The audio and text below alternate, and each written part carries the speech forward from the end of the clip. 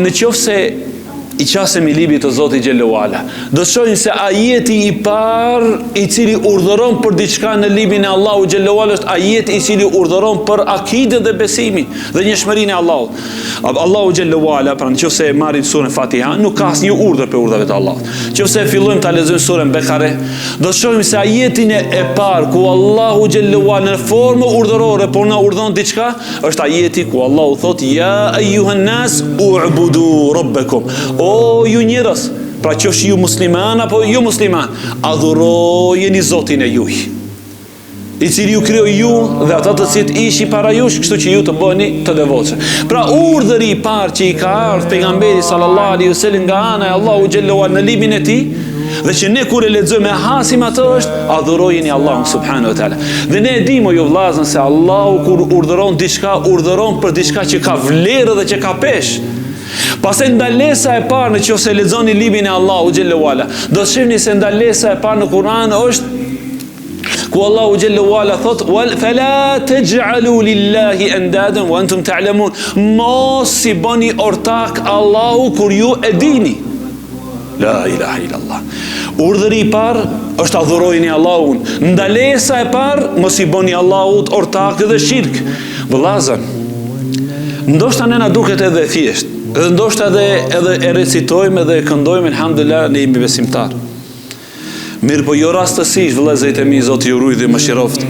Po na tregon Allahu xhallahu ala se për mësimeve dhe këshillave të pejgamberëve të Allahut para nesh kanë qenë drejtuar fëmijëve të tyre, adhurojeni Allahun dhe mos i bëni shirk atij. Shirku ju vllazën është diçka shumë e fshehtë, që çdo njeri prej nesh mund të bie në atë edhe pse nuk e dije. Mirë, po do të vjen një ditë që do të kërkojmë të kthehemi edhe një në jetën e kësaj dhunjaje, por kthima nuk ka. Allahu na tregon në gjuhën e Luqmanit alayhi salatu wasallam se këshillën e parë që ia dha djalit të tij, ya bunay la tushrik billah, o birim, mos i bësh shirk Allahut, inna ash-shirka la dhulmun adhim, se me të vërtetë shirku është mëkati dhe zullumi dhe padrejtia më e madhe. Ej vllazën, u mendoj që është duke na i shirku në shtëpiat tona. A e keni pas se fëmijët tonë e njohin më mirë Mesin dhe Ronaldo se sa e njohin sahabët e pejgamberit sallallahu alaihi wasallam? Wallahi po i dëgjojnë fëmijët tonë se thoton e du Mesin, tjetri thoton e du Ronaldo, edhe pse ndoshta i ka 2 vjet. Si ka mundësi, më thënë, në akiden e besimit tonë të dumë qafirët dhe pabesimtarët? Allahu te bareke ve teala na i ka ndaluar një gjë të tillë ndaj të afërve tonë, më të afërt.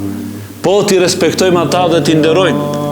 Mirë, po dashuri nuk i shfaqin vetëm atyre që kanë iman dhe tauhid.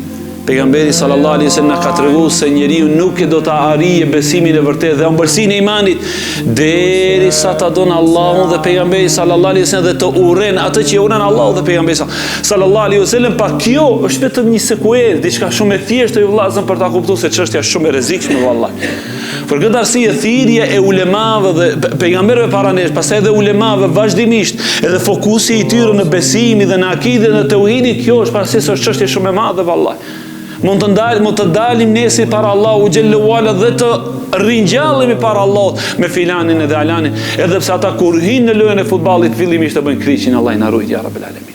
Për kjo ndoshta aludon se aq shumë zbe besimi dhe akidja në zemrat e çdo njeri për ne, saqë ndoshta edhe dikush që do të çka thot hoxha.